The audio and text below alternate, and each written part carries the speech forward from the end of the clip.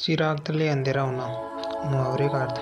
चिराग तले अंधेरा होना मुहावरे का अर्थ होता है अपनी बुराई दिखाई न देना। साथियों, अगर किसी को अपनी बुराई नहीं दिख रही हो तो वह किसी और को गलत बताता जा रहा है तो यह कहा जा सकता है कि इसके तो चिराग तले अंधेरा है। ऐसे अनेक लोग मिल जाएंगे जो अपनी गलती नहीं मानते, वह दूसरों की गलती बताता है। इस प्रकार के लोगों की कोई कमी नहीं होती। चिराग तले अंधेरा होना मुहावरे का वाक्य प्रयोग। जैसे एक सच्चे पुलिस वाला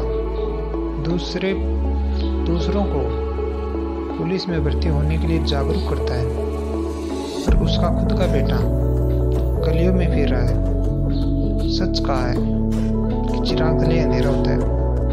इसी तरह से चिराग तले अंधेरा होना मुहावरे प्रकार। चिराग तले अंधेरा होना मुहावरे का वाक्य प्रयोग। चिराग तले अंधेरा होना मुहावरे पर निबंध के बारे में विस्तार से जानने के लिए डिस्क्रिप्शन बॉक्स में दिए गए लिंक को ओपन करें, जिसमें आपको इन बातों के बारे में विस्तार से जानने को मिल जाएगा।